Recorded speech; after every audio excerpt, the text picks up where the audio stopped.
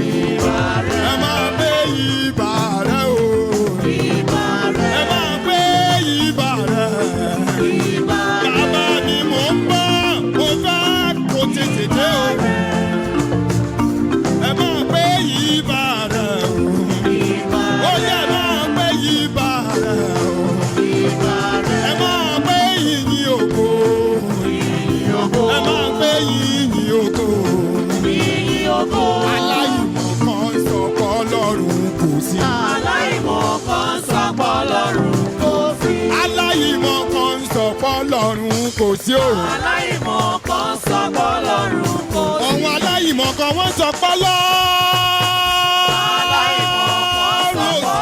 ọba tó ń bẹ nílé elédìí kọrùn bí àjèrè ni. aláìmọ̀ kan sọ pé Ọlọ́run kò sí. aláìmọ̀ kan ló sọ pé Ọlọ́run ò sí o.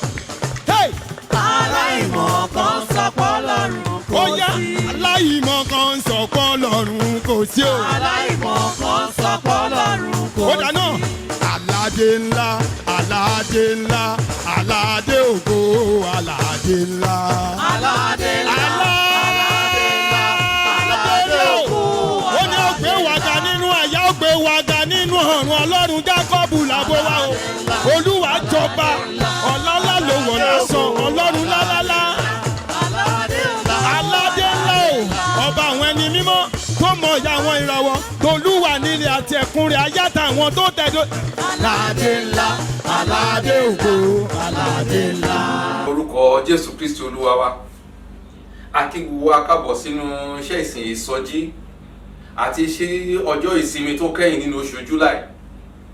wàá rí wípé nínú oṣù ta là kọjá yìí bí o ti kún fún ìgbòkègbodò tó mo mọ̀ wípé o ní testimony. mo mọ̀ wípé pẹ̀lú gbogbo àwọn ọ̀rọ̀ tó ti gbọ́ àti pẹ̀lú gbogbo àwọn tí ìrìn àjò tó ti bọ́ lọ́rùn rìn nínú oṣù náà mo mọ̀ pé o ti ní ẹ̀rí kan, mo mọ̀ pé o ní ẹ̀rí méjì tàbí mẹ́ta nítorí èmi pàápàá mo ní ẹ̀rí. mo sì mọ̀ pé bó o bá tẹ̀ tí ì ní ẹ̀rí láàárín ọjọ́ mẹ́rin tó kù yìí Ọlọ́run máa bẹ̀ wò pẹ̀lú agbára a sì wá fún ẹ ní ẹ̀rí tó bẹ̀ gẹ́ nígbà tá a bá sọ pé a mú 31st of July bí a fẹ́ máa wọnú oṣù August lọ báyìí wà lára àwọn èèyàn tó máa sọ wípé ẹ wá wo ohun tó Olúwa ṣe fún mi. lórúkọ Jésù yóò rí bẹ́ẹ̀ fún ọ nítorí pé Ọlọ́run ti sọ̀kalẹ̀ sínú ayé rẹ nínú ìsọjí ọjọ́ òní. bó bá wo àwọn gbogbo tó ti ń lọ ní ayé bí Ọlọ́run bá lè dá ẹ sí láti rí ìmọ́lẹ̀ ọjọ́ òní tí ń ṣọjọ́ ìsinmi tó kẹ́yìn yìí omi kò sí ohun tọ́lọ́run kò lè ṣe fún ọ. nítorí náà ni Ọlọ́run ṣe ń pè ẹ́ lénìí wípé lọ́jọ́ òní yìí tí ìsọjí bàbá tá a ṣe ìsọjí ọjọ́ òní yìí mo mọ̀ pé wàá rí tiẹ̀ ṣe nínú ìsọjí yìí wàá rí tiẹ̀ ṣe wàá rí oore ọ̀fẹ́ Ọlọ́run wàá rí àánú Ọlọ́run gbà wàá rí ìbùkún gbà lórúkọ Jésù yóò rí bẹ́ẹ̀ fún ọ. nínú ọjọ́ òní yìí mo ní láti sọ fún ọ wípé kò sí ohun tí Ọlọ́run kò lè ṣe. ó fi hàn láti ẹnu bàbá wa wá nígbà tó ń sọ fún bàbá wa Ábúráhámù nígbà tó ń sọ fún wípé níwòye àmọ́dún Sárà yóò gbé ọmọkùnrin kan dání. ó ní nítorí pé kò sí ohun tí Ọlọ́run kò lè ṣe. ní ìgbà tó tún wá bá Jeremáyà náà sọ̀rọ̀ Jeremáyà wá gbàdúrà nínú Jeremáyà chapter 32 nígbà tó dé verse 17 ó ní ọ̀hà Olúwa Ọlọ́run ìwọ tó dá ọ̀run àti ayé nípa apá nínà rẹ òun kò há aṣòro fún ọ láti ṣe bí. nígbà tí Jeremáyà ń béèrè lọ́wọ́ Ọlọ́run ṣùgbọ́n Ọlọ́run wá dá lóhùn wípé nínú verse 27 ìwé yẹn náà wípé èmi ni Olúwa Ọlọ́run kò sí ohun tó ṣòro fún mi láti ṣe. Ọlọ́run tún wá sọ bẹ́ẹ̀ náà nígbà tó ń bá Màríà sọ̀rọ̀ pẹ̀lú Jósẹ́fù nígbà tó ń sọ fún wọn wípé ìyàwó rẹ yóò lóyún yóò sì bí ọmọkùnrin kan ó ní nítorí kò sí ohun tó ṣòro fún Ọlọ́run láti ṣe. bí ó bá jẹ́ pé kò sí ohun tó ṣòro fún Ọlọ́run láti ṣe á jẹ́ pé kò sí ohun tó ṣòro fún ìwọ fún Ọlọ́run láti ṣe nínú ayé rẹ nítorí pé Ọlọ́run máa bẹ́ẹ̀ pàdé lọ́nà ìyanu. kò sí ohun tó Ọlọ́run kò lè ṣe. there is nothing that is too difficult or there is nothing that is too hard for God to do. if there is nothing that is too hard for God to do that means pé kò sí ohunkóhun tó lè dé báyìí lákòókò yìí tí Ọlọ́run ò lè mú kúrò. kò sí ìpèníjà tàbí ìdojúkọ tí Ọlọ́run kò lè bẹ́ẹ̀ yanjú nítorí pé ó tẹ̀ tún wá sọ fún ọ jẹ́ ká mọ̀ wípé ọwọ́ òun Ọlọ́run kò kúrú láti gbani bí ènìyàn tirẹ̀ kò wúwo láti gbọ́ ọ̀rọ̀ wa. bí ọwọ́ Ọlọ́run kò bá kúrú láti gbani tí etí rẹ̀ kò sí wúwo láti gbọ́ ọ̀rọ̀ wa á jẹ́ pé ní tòótọ́ kò sóhun tọ́lọ́run kò lè ṣe. èyí ni àkọlé ìsọjí ọjọ́ òní wípé èmi Ọlọ́run yóò ṣe é kankan. I the Lord will make it happen. ẹ má gbàgbé pé tíìmù wa fún ọdún yìí ta ti ń bá bọ̀ ó ní pé kó gbogbo àníyàn rẹ lé Olúwa nítorí òun yóò ṣe ìtọ́jú rẹ. Cast your care upon him, he cares for you. Tàmú nínú ìwé 1 Peter 5 verse 7. ó fi hàn pé Ọlọ́run kò sí ẹrù rẹ tó wúwo tí ó bá ti lè kó lé Ọlọ́run lọ́wọ́ yóò yanjú rẹ̀ fún ẹ, á wá ṣe ìtọ́jú rẹ. Ìtọ́jú yìí túmọ̀ sí wípé á pèsè fún ohun tó ṣe aláìní, ààbò Ọlọ́run á wà lórí rẹ, àlàáfíà Ọlọ́run á wá jọba nínú ilé rẹ, nínú ọkàn rẹ, nínú ayé rẹ, nínú àgọ́ ara rẹ. Àlàáfíà Ọlọ́run á jọba ní gbogbo ohun tó bá ń fọkàn sí ní rere, á máa tẹ̀ ẹ́ lọ́wọ́ nítorí pé o ti kó àníyàn rẹ lé. Ohun kan tí ó máa ń ká mi lára ni wípé ọ̀pọ̀lọpọ̀ wa a kì í lè kó àníyàn wa lé Ọlọ́run lọ́wọ́. A máa ń fẹ́ bá Ọlọ́run jìjàkadì lórí ọ̀rọ̀ ayé wa pẹ̀lú Ọlọ́run. Ohun tó yẹ ká yọ̀ǹda fún Ọlọ́run, a máa bá jìjàkadì lé lórí. Tó bá wu ara ẹ parí pé kò sóhunkóhun tó lè dá ṣe nídẹ̀yìn Ọlọ́run. Bó bá wá rí bẹ́ẹ̀, a jẹ́ pé o láti kó gbogbo àníyàn gbogbo ló pé. Bó bá má ṣẹ̀kan kù, kó gbogbo àníyàn rẹ lé, yóò tọ́jú rẹ. Bó bá lè kó gbogbo àníyàn rẹ lé, kò sóhunkóhun tó ṣòro fún láti ṣe. Ẹ̀kọ́ tá máa fi bá ara sọ̀rọ̀ lónìí, òun ló wà nínú ìwé wòlíì Àìsáyà orí 60 láti ẹsẹ̀ 15 títí dé ẹsẹ̀ 22. Isaiah chapter 60 verse 15 to verse 22. Ó ní bí a ti kọ̀ sílẹ̀ tá sì kórìíra rẹ, tó bẹ̀ tí ẹnìkan kò kọjá láàrin rẹ, èmi ò sọ ọ́ di ògo ayérayé, ayọ̀ ìran dé ìran ọ̀pọ̀lọpọ̀. Ìwọ ò mu wàrà àwọn kèfèrí, ìwọ ò sì mu ọmú àwọn ọba. Ìwọ ò sì mọ̀ pé èmi Olúwa ni olùgbàlà rẹ àti olùràpadà rẹ, ẹni alágbára Jákọ́bù. Nípò idẹ èmi ò mú wúrà wá, nípò irin èmi ò mú fàdákà wá, àti nípò igi idẹ àti nípò òkúta irin. Èmi ò ṣe àwọn ìjòyè rẹ ní àlàáfíà àti àwọn akóniṣiṣẹ́ rẹ ní òdodo. A kì yóò gbọ́ ìwà ipá mọ́ ní ilẹ̀ rẹ, ìdahoro tàbí ìparun ní agbègbè rẹ. Ṣùgbọ́n ìwọ ò pe odi rẹ ní ìgbàlà àti ẹnu ibodè rẹ ní ìyìn. Ẹsẹ̀ 19. Oòrùn kì yóò jẹ́ ìmọ́lẹ̀ rẹ mọ́ ní ọ̀sán, bẹ́ẹ̀ ni òṣùpá kì yóò fi ìmọ́lẹ̀ rẹ̀ hàn fún ọ. Ṣùgbọ́n Olúwa yóò ṣe ìmọ́lẹ̀ àìnípẹ̀kun rẹ àti Ọlọ́run rẹ ògo rẹ. Oòrùn rẹ kì yóò wọ̀ mọ́, bẹ́ẹ̀ ni òṣùpá rẹ kì yóò wọ̀ ọ̀kùn, nítorí Olúwa yóò jẹ́ ìmọ́lẹ̀ àìnípẹ̀kun fún ọ. Ọjọ́ ààwẹ̀ rẹ wọn ni yóò sì dé òpin, àti àwọn ènìyàn rẹ gbogbo wọn jẹ́ olódodo. Wọn ó jogún ilẹ̀ náà títí láéláé. Ẹ̀ka gbígbìn mi, iṣẹ́ ọwọ́ mi, kí a bá lè yìn mí lógo. Ẹni kékeré kan yóò di ẹgbẹ̀rún, àti kékeré kan di alágbára orílẹ̀-èdè. Èmi Olúwa yóò ṣe é kánkán ní àkókò rẹ̀. Èyí ni ọ̀rọ̀ Olúwa. Èyí ni ọ̀rọ̀ tá a mú tọ̀ wá lónìí, ìwọ ọmọ ènìyàn. Wípé Ọlọ́run ó ń sọ ti àtúnṣe, ti ìmúpadàbọ̀sípò àti ohun tí Ọlọ́run yóò gbé ṣe nínú ayé rẹ.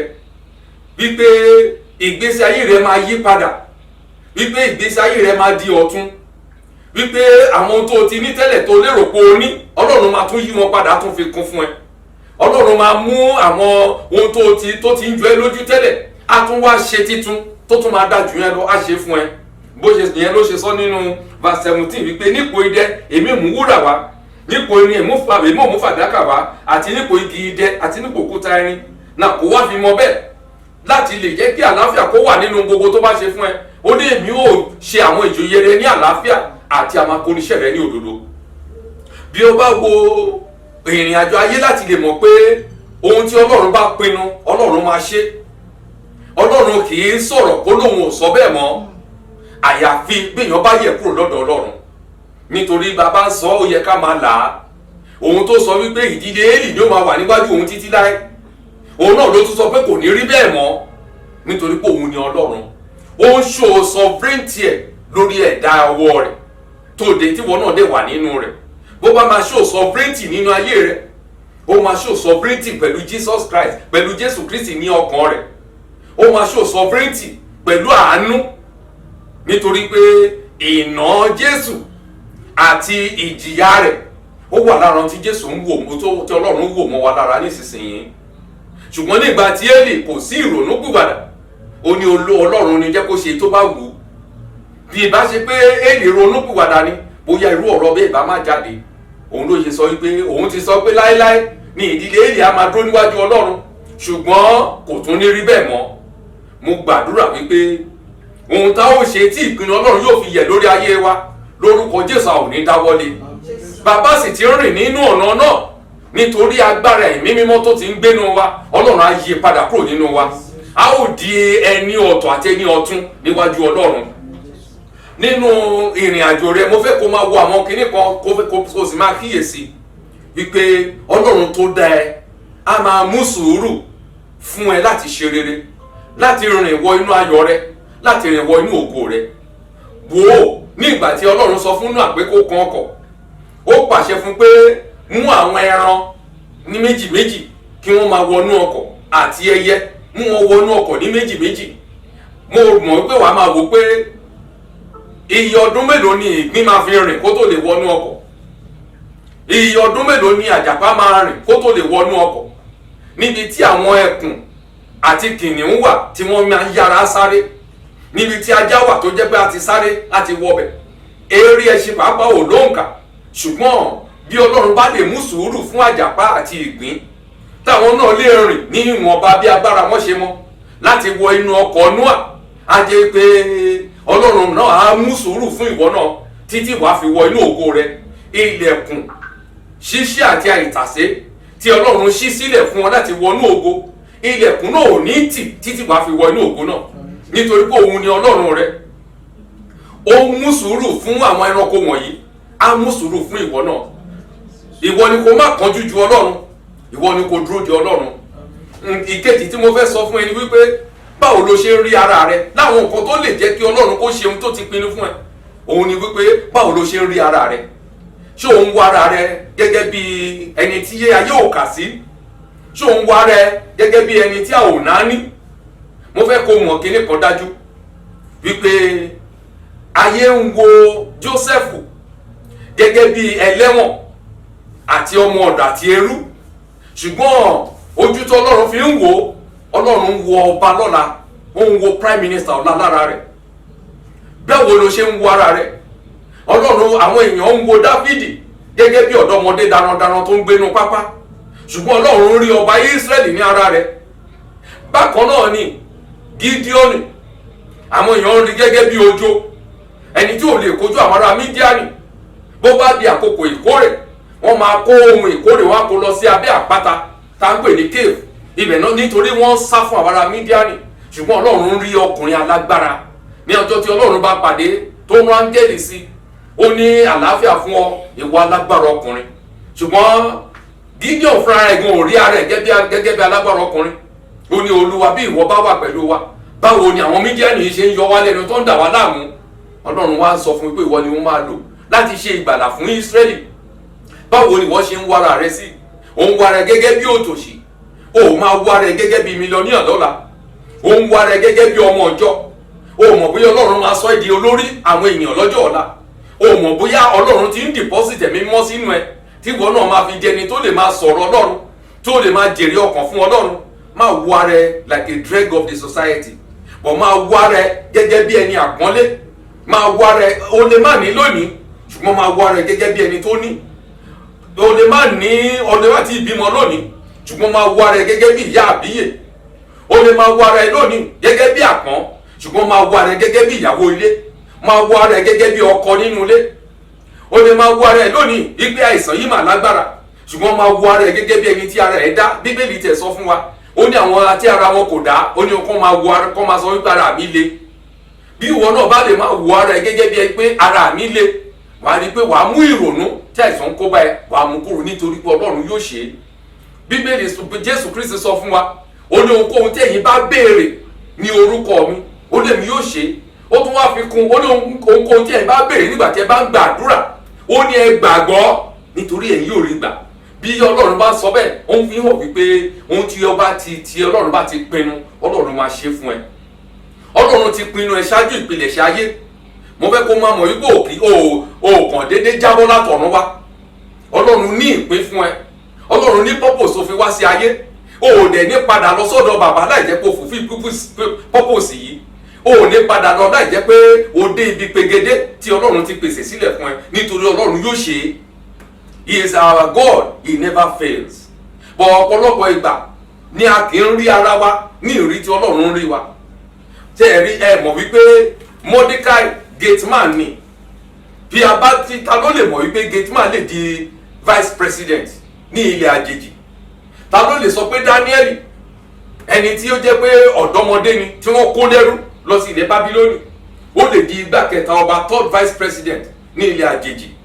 Kò sóhun tí Ọlọ́run kò lè ṣe. Mo ní mo fẹ́ kó mọ̀ wípé má ro ara ẹ pin nínú ìrìnàjò ayé rẹ. A máa ń kọrin kan wípé who has the final say? Jehovah has the final say. He turns my life around. He turns our life around. He makes a way where there is no way. Jehovah has the final say. But ǹjẹ́ ọ̀rọ̀ yìí ǹjẹ́ ó ní ìtumọ̀ sí wa?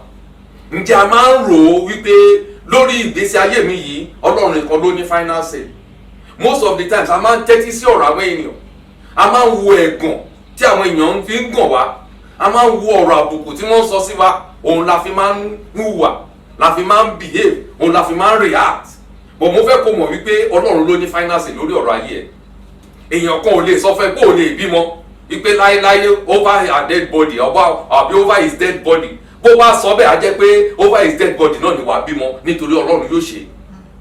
Bí ẹnikẹ́ni bá sọ wípé nínú ìran yín ohun ẹ̀yin níláárí wọn kì í lówó, ọ̀rọ̀ ènìyàn ni. Ọlọ́run ń rí ẹ gẹ́gẹ́ bí ọlọ́rọ̀. Ìwé ìfihàn orí ìkẹta ó tẹ̀ sọ níbì kan, ó ní wọ́n sọ pé òtòṣì ni ìwọ, ó ní ṣùgbọ́n ọlọ́rọ̀ ni ọ́. That means that church wọ́n ríra ẹ̀ gẹ́gẹ́ bí ẹni tí ò ní, ṣùgbọ́n Ọlọ́run rí wọn gẹ́gẹ́ bí ọlọ́rọ̀. Bí ìwọ náà lè máa wo ara ẹ lénìí gẹ́gẹ́ bí ẹni tí kò ní, ṣùgbọ́n kí ni Ọlọ́run sọ nípa rẹ̀? Ìwọ fúnra rẹ̀ gan má fi ọ̀rọ̀ ẹnu ẹ tàbí èrò ọkàn ẹ má fi fa oore Ọlọ́run tàbí ìpinnu Ọlọ́run sẹ́yìn fún ayé rẹ, nítorí pé Ọlọ́run yóò ṣe é. Ohunkóhun tó bá pinnu wípé báyìí ni mo fẹ́ kí Olúwa kó ṣe fún mi, bó bá gbà nínú àdúrà tó sì ní ìgbàgbọ́, Ọlọ́run máa ṣe.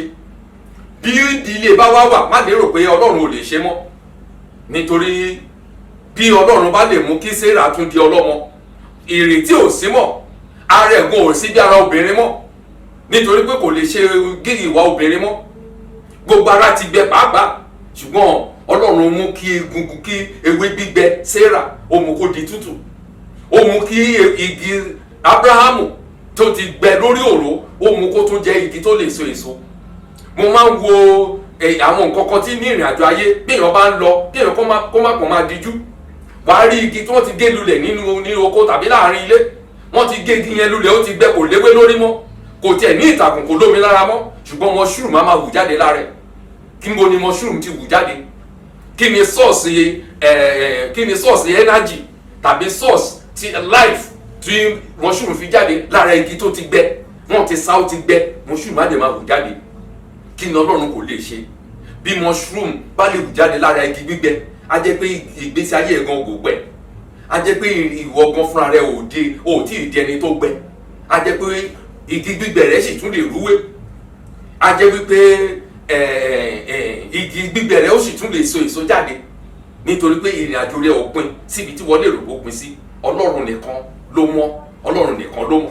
Mo dẹ̀ mọ̀ pé Ọlọ́run tó mọ̀ yìí, òun náà ló sọ fún ọ wípé èmi yóò ṣe fún ọ ní àkókò rẹ. Bí Ọlọ́run bá sọ pé òun ó ṣe fún ẹ ní àkókò rẹ, that means it is at his own time, not at your own time. He has his own timetable for your life, and you cannot run past God. You cannot jump past him, nítorí pé òun ni ó ń ṣètò ayé rẹ. You are not just here, you are here for him. You are not just here on this side of heaven. You are here because he wants you to be here. If he doesn't want you to be here, you cannot be here. And because he wants you to be here, know that he has something for you. Mo dẹ̀ fẹ́ kó mọ̀ wípé a ti pinnu rẹ ṣáájú ìpilẹ̀ṣẹ̀ ayé. Ọba tó dá ẹ, tó mọ̀ ẹ́, tó ṣètò ayé rẹ, ó wà nínú àjọ ayé rẹ. Ìwọ ni kó mọ̀ wípé ó ti sọ fún ẹ tẹ́lẹ̀ wípé òun yóò ṣe é. Bó bá sì ti sọ pé òun ó ṣe, yóò ṣe é. Nínú ẹ̀kọ́ tí a kà lọ́jọ́ òní, nínú Isaiah 60 yẹn, a rí wípé Isaiah 60 is part of continuation of Isaiah 59. Nítorí tá bá wo ohun tí Ọlọ́run ń bá bọ̀ láti Isaiah 59. Isaiah 59 gẹ́gẹ́ bí mo ṣe sọ fún wa wípé whatever you are going through now is a chapter in your life. God is opening a new chapter. The chapter of 59 ó ń sọ ti ìdájọ́ àti ìpọ́nilójú tí Ọlọ́run ṣe fún àwọn ọmọ Ísírẹ́lì. Isaiah 61 sọ ti ìmúpadàbọ̀sípò, ó ń sọ ti ògo Ọlọ́run.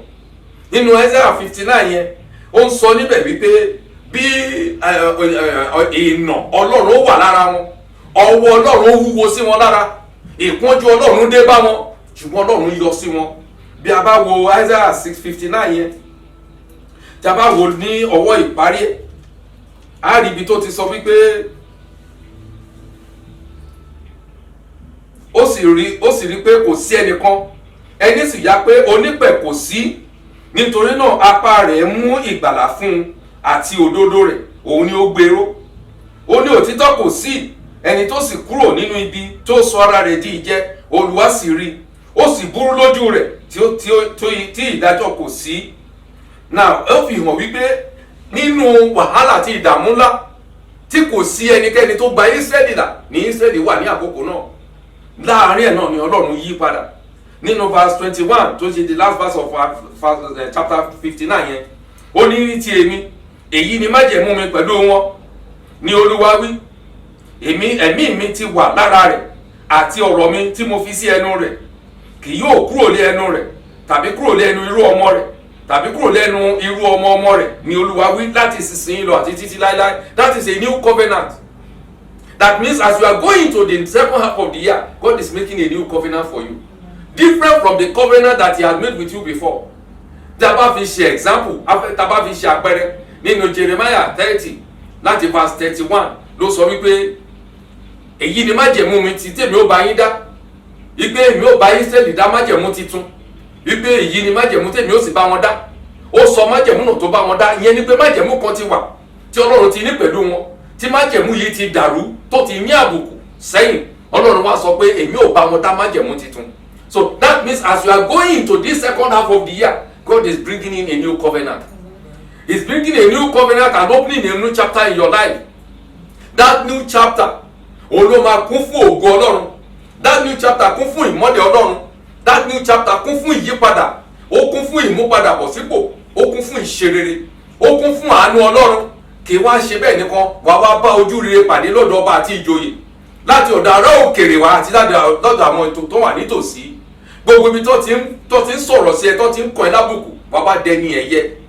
Níbi tó ti di ẹni yẹ̀yẹ́, wá dẹni ẹ̀yẹ, wá dẹni àpọ́nlé, nítorí pé Ọlọ́run yóò ṣe ohun ńlá nínú ayé rẹ̀.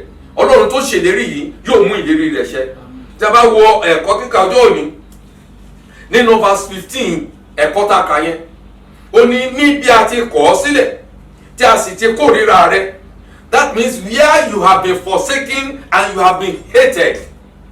Where you have been forsaken and you have been hated. Kí ni Ọlọ́run sọ pé òun máa ṣe? Ó ní òun yóò sọ ọ́ di ògo ayérayé, lọ́wọ́ di ayọ̀ ìran dé ìran ọ̀pọ̀lọpọ̀. That means you will be an eternal excellency. You will be a joy to generations yet unborn. That is the promise of God for you. That is why Timothy sọ pé God is opening a new chapter for you, because the old chapter kò sí ayọ̀ nínú rẹ̀.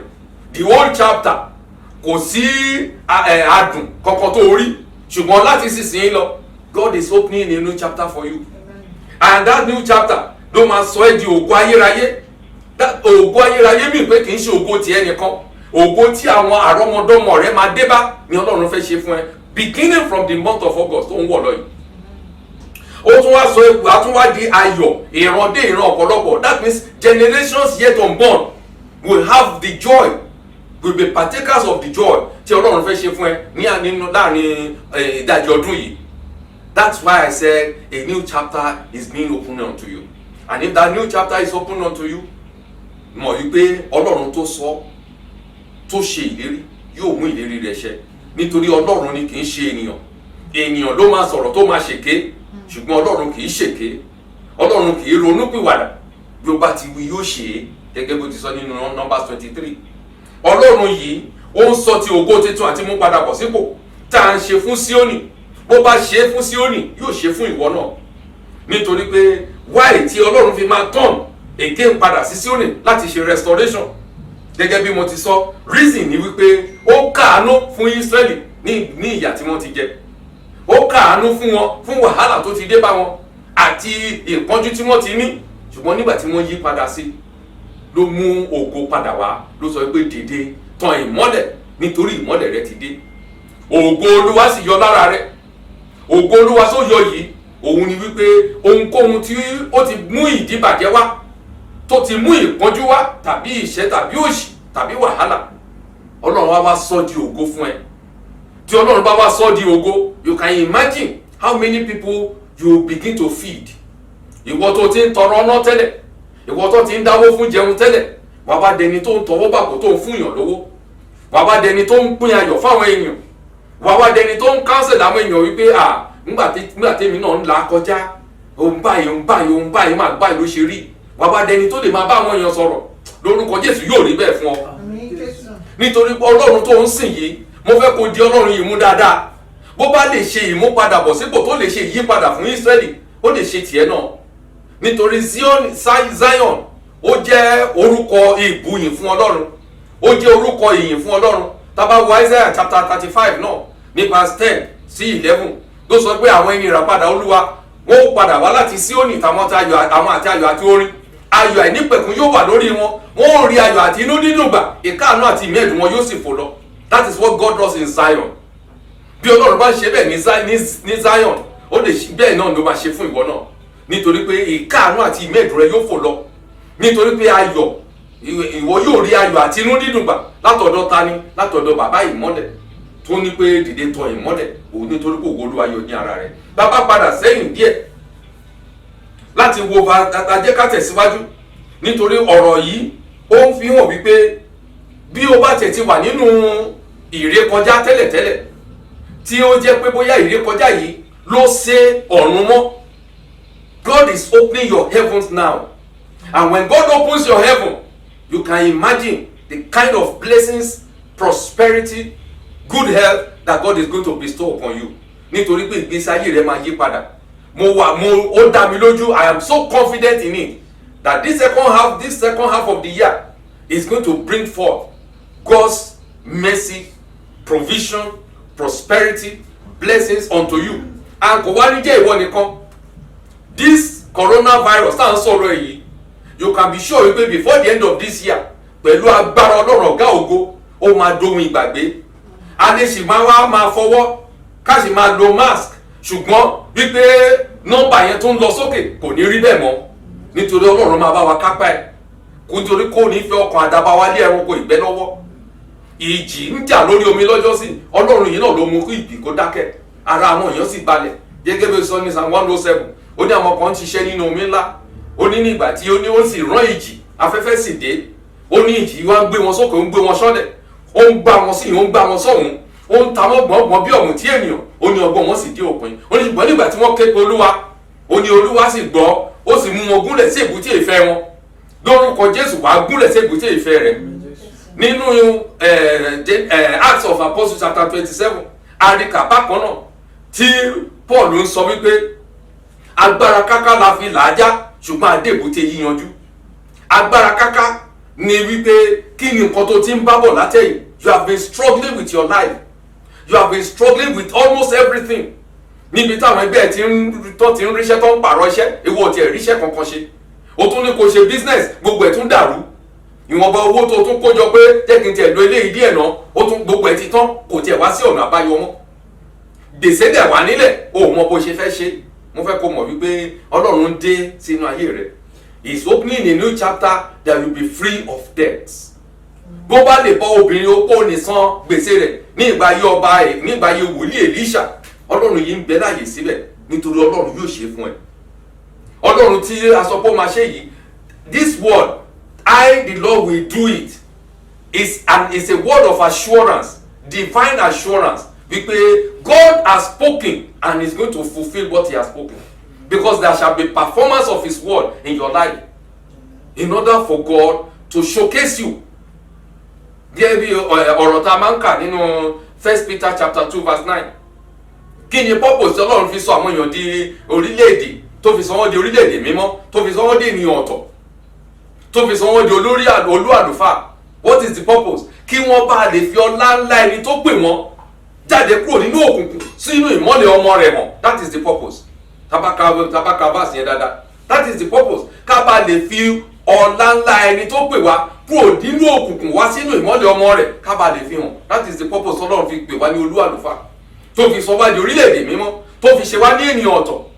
And if God is now coming to you and God is turning things around for you in order for you to be láti di orílẹ̀-èdè mímọ́, to be a holy nation, a royal priesthood, tọ́lọ́run bá lè sọ ẹ́ dà bẹ́ẹ̀, the purpose is for you to showcase God.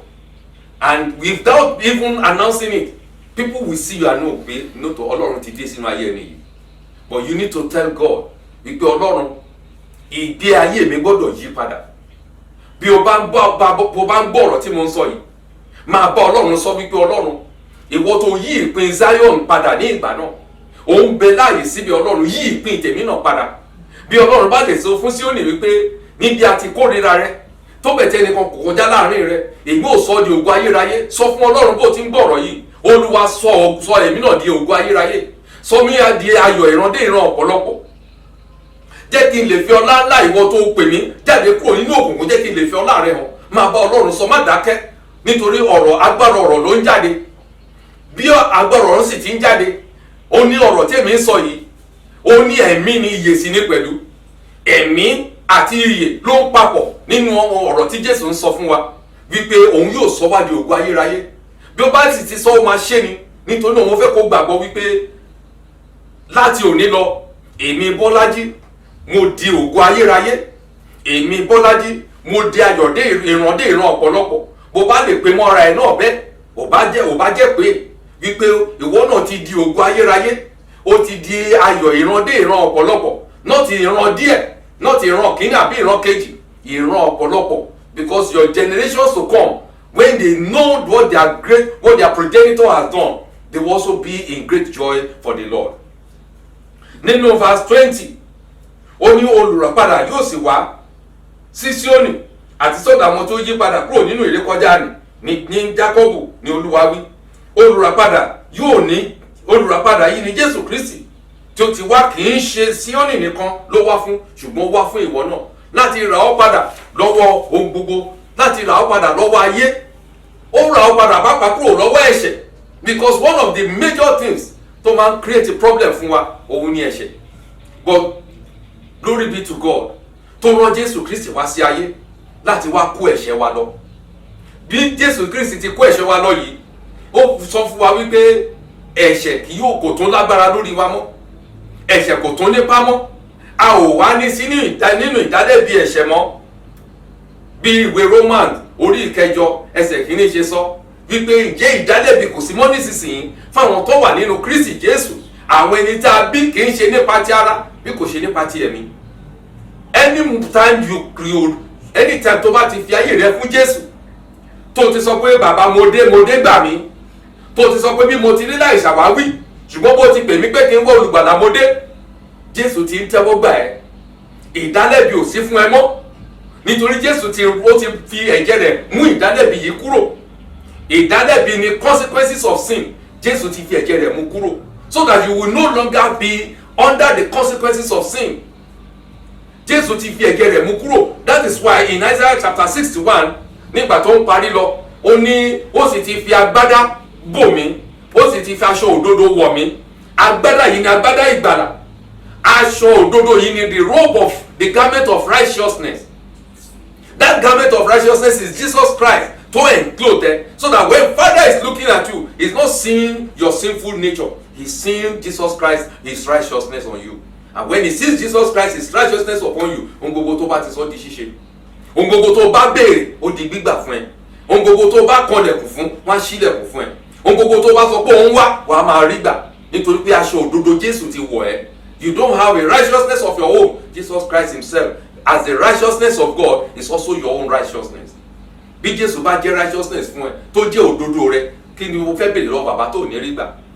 And that is the promise yẹn ti wá nìyẹn pé I, the Lord, will do it. I, the Lord, will make it happen. To make something happen is to create a new thing that people will see. Tí o ń ṣe kọ́ tó máa sọ pé àbí bẹ́ẹ̀ ni àbí bẹ́ẹ̀ kọ́. If the Lord has done it, don't wonder tó sọ wípé kí àwọn èèyàn kó lè mọ̀ pé ìwọ orúkọ ẹnìkan ṣo tí ń jẹ́ Jehovah, ìwọ lọ̀gá ògo lórí ayé gbogbo. Bí Ọlọ́run bá jẹ́ ọ̀gá ògo lórí ayé gbogbo, then ohunkóhun tó bá sọ ó di ṣíṣe.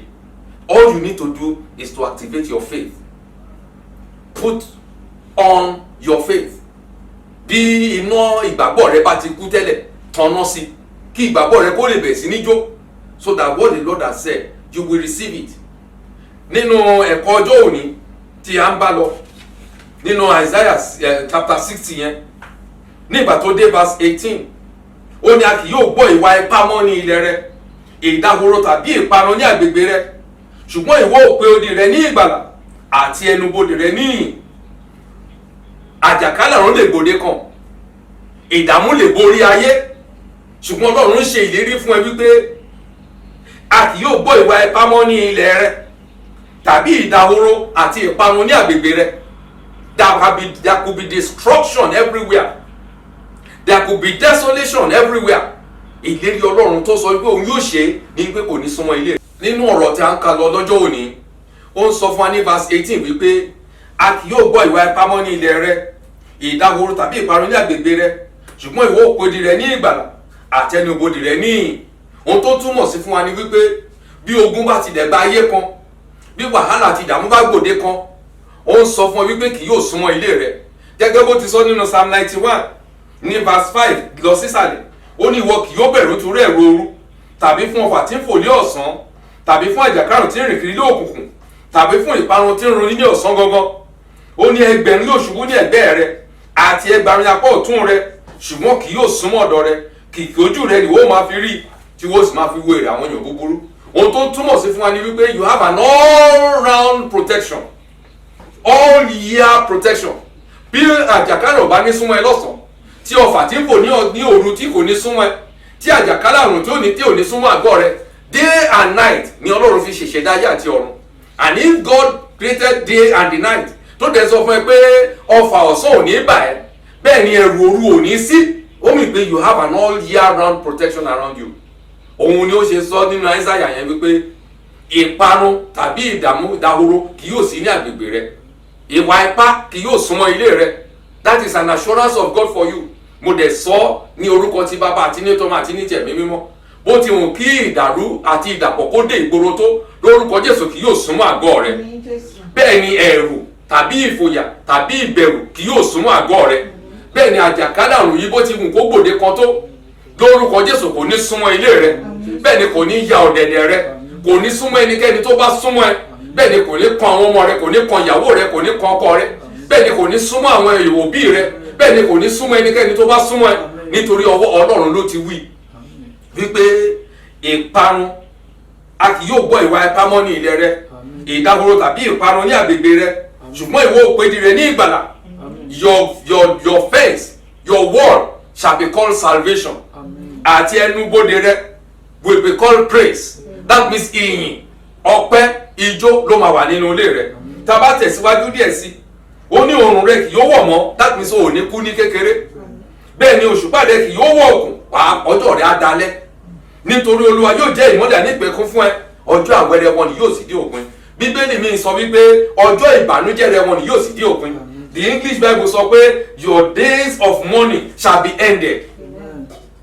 What are àwọn ọjọ́ wo ló ń ṣọ̀fọ̀? Àwọn ọjọ́ wo ló ní ìbànújẹ́? Àwọn ọjọ́ wo ló ní ẹkún àsundàkẹ́ tàbí ẹkún àdásun nínú ilé tó kù wọ nìkan? Nígbà tí gbogbo èèyàn bá ń kí mọ́mí wa dádì wa, bá máa rẹ́rìn ẹjọ́ máa yọ̀, tó bá kù wọ nìkan ẹkún á dé. Olúwa níbo ni mo ń bọ̀rọ̀ ayé mi lọ? Àwọn ọjọ́ ìbànújẹ́ wọ̀n nìyẹn. Ọlọ́run wá ń sọ ní kí n sọ fún ẹ lónìí wípé this new chapter that is opening in your life, in this new quarter, this new half of the year tó ń parí lọ yìí, wípé that new chapter kò ní sí ẹkún mọ́. Ọjọ́ ìbànújẹ́ dópin, ọjọ́ ẹkún dópin. Bí ó ṣe sọ nínú láti ẹnu Jeremiah wa nínú chapter 31 ní verse 16, ó ní pé Rákẹ́lì ń sọkún kíkorò kò sì gbìpẹ̀ nítorí àwọn ọmọ rẹ̀ kò sí.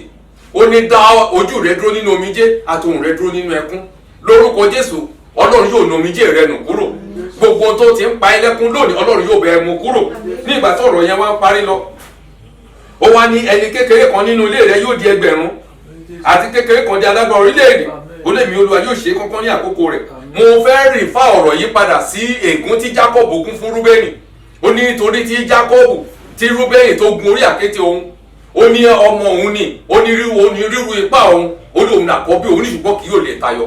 ṣùgbọ́n ọlọ́run rán Mósè wòlíì láti yí ègún yìí padà kúrò lórí rẹ̀ kí ẹni kékeré Rúbẹ́nì kó bá lè di ẹgbẹ̀rún.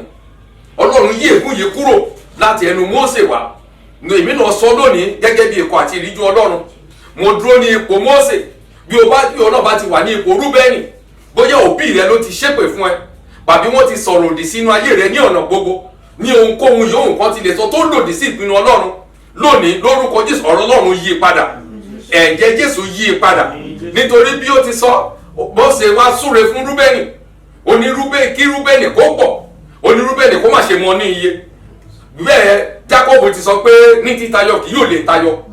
Gbogbo irú ọ̀rọ̀ bẹ́ẹ̀ lónìí lórúkọ Jésù yí padà kúrò lórí rẹ.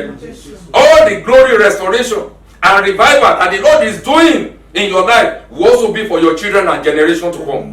Lórúkọ Jésù, the Lord has spoken it and he shall perform it in the name of Jesus. Nígbà tí a bá tún máa ṣe ìsìn yìí ní ọjọ́ mẹ́jọ òní, tí ń ṣe ọjọ́ Sunday tó ń bọ̀, tó máa jẹ́ ọjọ́ ìsinmi àkọ́kọ́ nínú oṣù August, lórúkọ Jésù wà ní testimony ayọ̀. Bó o bá ti ní testimony ṣáájú ọjọ́ òní nínú oṣù August yìí, lórúkọ Jésù wà ní testimony.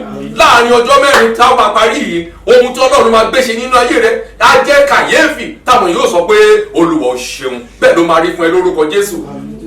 Mo gbàdúrà bí o ti ń lọ nínú oṣù náà, tó ń wọ inú oṣù August lọ, tí ń ṣe oṣù kẹjọ, tí ń ṣe oṣù tí ó jẹ́ pé àwa bẹ̀rẹ̀ sí ní yọ̀ nínú Ọlọ́run. Lórúkọ Jésù, ohun tó ti ń pa ẹlẹ́kún kò ní pa ẹlẹ́kún mọ́. Wàá ní ayọ̀ tí kò ní pẹ̀kun. Lórúkọ Jésù Kristi Olúwa wa.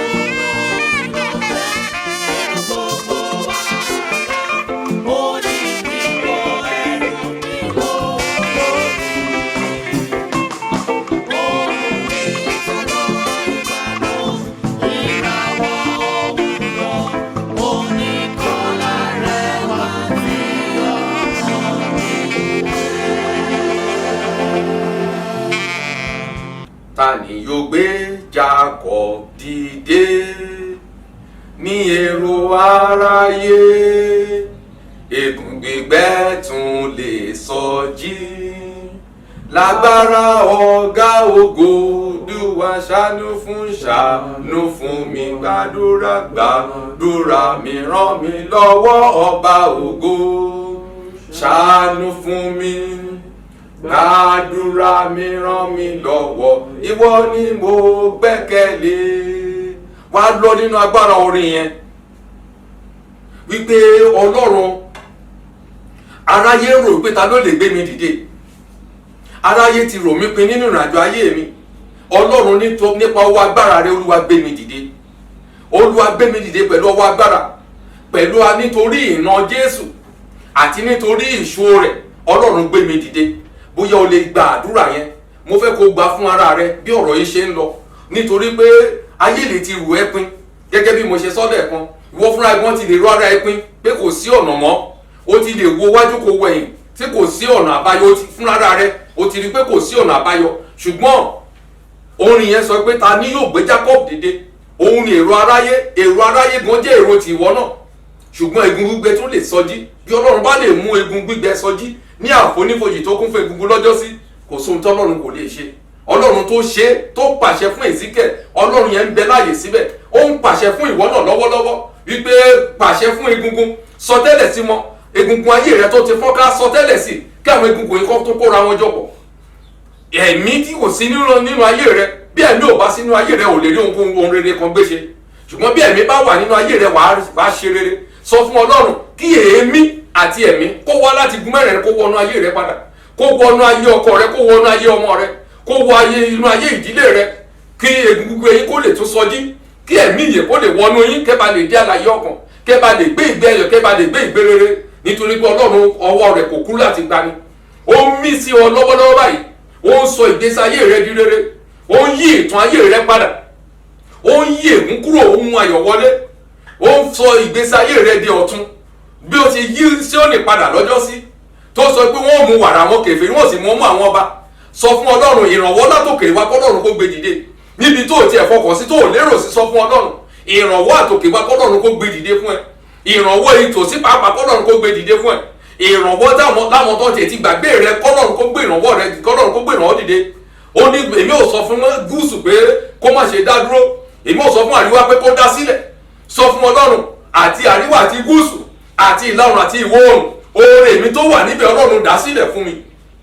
Bá Ọlọ́run sọ̀rọ̀, oore mi tó wà ní ìlà oòrùn, oore mi tó wà ní ìlà oòrùn, oore mi tó wà ní ìwọ̀ oòrùn, oore mi tó wà ní gúúsù, oore mi tó wà ní àríwá, Ọlọ́run kó wọlé fún mi.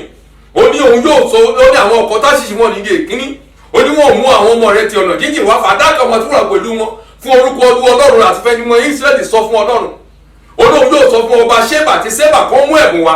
Sọ fún Ọlọ́run gbogbo ire rẹ tó ti há síta, gbogbo àwọn ẹ̀tọ́ rẹ tó wà níta tí ayé ò jẹ́ kó tẹ̀ lọ́wọ́. Sọ fún Ọlọ́run.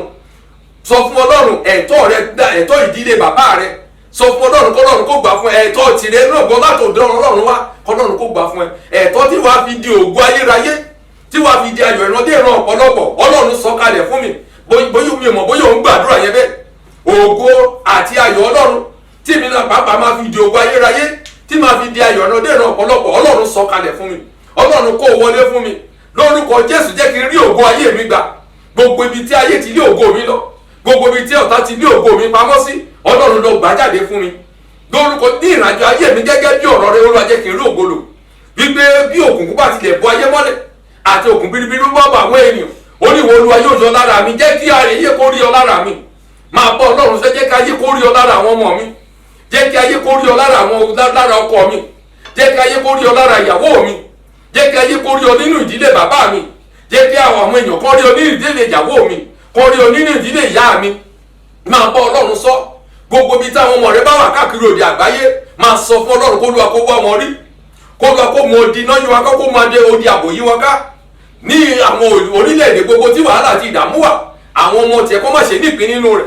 Bóyá ọkọ rẹ ló wà lọ́run, sọ fún Ọlọ́run kó má ṣe ní ìpín nínú búburú. Bóyá ìyàwó rẹ ló wà lọ́run, sọ fún Ọlọ́run kó má ṣe ní ìpín nínú búburú. Máa bá Ọlọ́run sọ̀rọ̀, nítorí Ọlọ́run ti dé. Ó lóun Ọlọ́run yóò ṣe é ní àkókò rẹ̀, ní àkókò tirẹ̀ rẹ̀ fún Ọlọ́run láti ṣe fún ẹ. máa bá ọlọ́run sọ̀rọ̀ má dákẹ́ nítorí pé ìgbà ayọ̀ rẹ ti dé ògo ọlọ́run yóò sì búyọ ní ara rẹ máa bá ọlọ́run sọ̀rọ̀ ó ní àwọn ẹni ìràpadà olúwa wọn ò padà láti Síónì wọn ò ní ayọ̀ wọn ò rí ayọ̀ àti inú dídùn gbà máa bá ọlọ́run sọ nígbà tó bá lọ ó ní wọn ò rí ayọ̀ àti inú dídùn gbà ó ní ìkáàánú àti ìmẹ́ẹ̀dùn wọn yóò sì fò lọ bá ọlọ́run sọ̀rọ̀ gbogbo tó ń jẹ́ ìkáàánú every pain and sorrow in your life tell God to turn it into gains for you. Tell God to turn it into gains for you. Every of your pain, tell God to turn it into glory. And every of your labour, Ọlọ́run sọ fún Ọlọ́run kó sọ di favour fún ẹ. Kó o bójú rẹ pàdé lọ́dọ̀ Ọlọ́run àti ìjòyè. Nítorí Ọlọ́run kò kọ̀ ẹ́ sílẹ̀. Nítorí Ọlọ́run wà pẹ̀lú rẹ. Nítorí Ọlọ́run bẹ rìnrìn àjò. Ó sì ń sọ pé ohunkóhun tó bá béèrè, ó lè ní Olúwa yóò ṣe kọ́kọ́ ní àkókò rẹ̀. Kí wá tí o tó béèrè nìkan, ohun tó tiẹ̀ béèrè pàápàá tí Ọlọ́run ti pinnu fún ayé rẹ. Ṣùgbọ́n tí ọ̀tá ń fà sẹ́yìn, tí ọ̀tá ń fa delay, tí ọ̀tá jẹ́ kó wá sí ìmúṣẹ bóyá ìṣe tiẹ̀ pàápàá àbí ìwọ ọwọ́ rẹ ni kò jẹ́ kó wá sí ìmúṣẹ Ọlọ́run ti dé ní ìsinsìnyí láti ṣe àtúnṣe àti ìmúpadàbọ̀ sípò òun ló ṣe sọ pé èmi Olúwa yóò ṣe kọ́kọ́ ní àkókò rẹ̀ àkókò náà ti dé fún Ọlọ́run láti ṣe nítorí nínú Psalm 102 àti verse 13 ló ti sọ wípé àkókò àti ṣojú rẹ sí Síónì nítòótọ́ àkókò náà ti dé àkókò àti ṣojú rẹ sí ẹ ti dé àkókò àti gbà ẹ́ lọ́wọ́ ọ̀tá ti dé àkókò àti gbé orí rẹ sókè ti dé àkókò àti gbé orí rẹ ga ti dé nítorí pé bí ayé bá tilẹ̀ sénà mọ́ ẹ ó ní odi gíga nínú Isaiah 25 nígbà tó ń parí lọ ó ní odi gíga odi alágbára ó ní odi rẹ̀ ní wó palẹ̀ ó ní wó mú wá ilẹ̀ wó sì mú wá sínú oko ekuru gbogbo odi gíga ta ti mọ́ yí ẹ̀ka tí ò jẹ́ kó rí ọ̀nà lọ tí ò jẹ́ kó wọ inú ayọ̀ Ọlọ́run tí ò jẹ́ kó wọ inú ìṣeré tí Ọlọ́run ti pinnu fún ẹ lónìí sọ fún Ọlọ́run kó lóa kó wó palẹ̀ ó ní odi gíga odi rẹ̀ ní wó palẹ̀ wó mú wá ilẹ̀ wó sì mú wá sínú ekuru kọ́nà kó sọ́ di ekuru kó lè rí ọ̀nà lọ bí odi Jẹ́ríkò bá wó lọ́jọ́ sí ọmọ Ísírẹ́lì ò ní ráyè láti lọ gba ilẹ̀ Kénáánì odi Jẹ́ríkò láti wó odi Jẹ́ríkò ayé rẹ̀ láti wó bí Gòláyátì ò bá ṣubú lọ́jọ́ náà Ísírẹ́lì bá di ẹrú fún àwọn ará Gátì àti àwọn ará Fílístínì ṣùgbọ́n Gòláyátì láti ṣubú nítorí Gòláyátì tó ń bẹ nínú ayé rẹ̀ sọ fún Ọlọ́run ò lágbára láti bì ṣubú ṣùgbọ́n ogun Ọlọ́run Ísírẹ́lì èyí tí àwọn Gòláyátì ń gàn nínú ayé rẹ̀ yìí sọ fún Ọlọ́run kó lọ́ọ́ kó bì ṣubú ìwọ náà ní kọ̀nàkọ̀nà lọ́wọ́ rẹ̀ kọ̀nàkọ̀nà náà ní àdúrà tó ń gbà lọ́wọ́lọ́wọ́ òun ni sling tó ń fi lọ́wọ́lọ́wọ́ tí ó bí Gòláyátì ṣubú má dẹwọ́ rẹ má dáwọ́ dúró ó ní bí ìwọ kò bá dẹwọ́ rẹ oníṣẹ́ rẹ yóò ní èrè máa gbàdúrà lọ́wọ́lọ́wọ́ báyìí àdúrà yìí ni igi tó fẹ́ gé sínú márààyè rẹ tí márààyè rẹ yóò fi di nínú tí ìkorò yóò kúrò àdúrà yìí òun náà ni ọ̀pá tó mú dání láti lọ sọ síbi àpáta tó fi kan àpáta tó yóò sì tún jáde fún ẹ nítorí o gbọ́dọ̀ rí omi mu láàrin aginjù ayé rẹ ìtura gbọ́dọ̀ dé báyìí o gbọ́dọ̀ ní ayọ̀ àti inú dídùn ogun ayọ̀ o gbọ́dọ̀ borí rẹ ogun amálẹ́kì pápá o gbọ́dọ̀ borí rẹ nínú ìrìnàjò ayé nítorí Ọlọ́run ti wí wípé òun yóò gbà ọ́ òun yóò sì bu ọlá fún ọ ẹ̀mí gígùn lòun yóò fi tẹ́ ọ lọ́rùn òun yóò sì fi ìgbàlà òun hàn ẹ́ máa bọ Ọlọ́run sọ wípé Olúwa fún mi lẹ́mí gígùn fún mi ní àlàáfíà ara pípé fún mi lọ́jọ́ ogbó lórúkọ Jésù Olúwa yóò dá ẹ lóhùn nítorí pé òun ni Ọlọ́run ó ní òun yóò ṣe ìkọ́kọ́ ní àkókò rẹ̀ náà rè láti tú ẹ sílẹ̀ láti fún ẹ ní ìdáǹdè ní ìgbà tí ọba máa fi wọ ọdún oṣù títún ìwọ náà yóò rí ayọ̀ àti inú dídùn gbà ògo ni fọ́lọ́run lókè ọ̀run lórúkọ Jésù Kristi Olúwa wa bàbá wa tí ń bẹ lé ọ̀run a dúpẹ́ lọ́wọ́ yín ní orúkọ Jésù Kristi ti Násárẹ́tì àwọn èèyàn rẹ wọ́n ti gbọ́ ọ̀rọ̀ rẹ lórúkọ Jésù ṣe ìtúsílẹ̀ nínú ayé wọn gbogbo ibi gíga tó yẹ kó ti dé tí wọn ò débẹ̀ lọ́jọ́ òní yìí lórúkọ Jésù irú òkè bẹ́ẹ̀ Olúwa máa wó palẹ̀ jẹ́ kó rọrùn fún ọ láti gun orí òkè yìí gbogbo ilẹ̀kùn ọrọ̀ àti àánú tí ìwọ Ọlọ́run ti ṣí sílẹ̀ ó ní ilẹ̀kùn àánú tó ṣí sílẹ̀ fákèrora ẹ̀ṣẹ̀ ó ní má ṣe tì mọ́ mi Olúwa jẹ́ kí èmi kó wọlé lórúkọ Jésù ilẹ̀kùn àánú tó ṣí sílẹ̀ yìí gbogbo ọkàn tó ń gbọ́rọ̀ yìí lórúkọ ẹ̀bẹ̀ sí wọ inú àánú lọ gbogbo ọkàn tó ń gbọ́rọ̀ yìí ẹ̀bẹ̀ sí wọ inú ìṣerere lọ lórúkọ Jésù ẹ̀bẹ̀ sí fi dẹni gíga gbogbo ọkàn tó wà lórí àkéte àìsàn mo pàṣẹ ìwòsàn àti ìmúláradá nípa agbára ẹ̀jẹ̀ Jésù àti nípa ìná rẹ̀ lórúkọ Jésù ẹ gba ìmúláradá gbogbo ẹ̀yin àgbọ̀n mo sọ̀rọ̀ sí inú yín lórúkọ Jésù inú yín kó gbọmọ dúró lórúkọ Jésù ẹ fi inú yín gbọmọ lórúkọ Jésù ẹ fẹ́ yín pọnmọ wọ́n forúkọ ọmọ pè yín gbogbo ẹ̀yin tẹ́ ò níṣẹ́ lọ́wọ́ lórúkọ Jésù Kristi ní ọba tó lànà ní orílẹ̀-èdè òkun pupa ọba tó nà lànà láàrin aginjù níbi tí ọ̀nà kò sí ọ̀nà kó là fún yín ilẹ̀ Ísírẹ́lì, ilẹ̀ Kénáánì nígbà tí Ábúráhámù máa débẹ̀, ilẹ̀ aṣálẹ̀ ni, ṣùgbọ́n ó di ilẹ̀ ilé èso lọ́jọ́ òní. Ilẹ̀ ìgbésí ayé tó ti di aṣálẹ̀ lórúkọ Jésù kó bẹ̀rẹ̀ sí di ilẹ̀ ilé èso. Ìpín yóò ní burú lórúkọ Jésù, ògo Ọlọ́run á yí yín ká ní ìkẹyìn ọjọ́ ìjọba ọ̀run ṣeré jẹ́ lórúkọ Jésù Kristi Olúwa wa. Àmín, àmín, àmín lórúkọ Jésù Kristi. Kí Olúwa kó bùsí fún yín kó sì pa yín mọ́. Àmín, Kí Olúwa kó ṣojú rẹ̀ kó mọ́lẹ̀ sí yín lára. àmín Jésù. Kí Olúwa kó ṣàánú fún yín. Àmín, Kí Olúwa kó máa bójú wò yín. àmín, Kó sì fún yín ní àlàáfíà. àmín, Jẹ́ kí oore ọ̀fẹ́ Jésù Kristi Olúwa wa, àmín, ìfẹ́ mímọ́ ti Ọlọ́run, àmín, ìdàpọ̀ ti ẹ̀mí mímọ́ àmín, kí ó máa bá gbogbo wa gbé àmín, láti ìsinyìí lọ àti títí láéláé. Àmín, àmín, àmín lórúkọ Jésù. Hallelujah, hallelujah, hallelujah. Hosanna, Hosanna, Hosanna. Iye, iye, iye. Ẹ̀yin Olúwa lógo.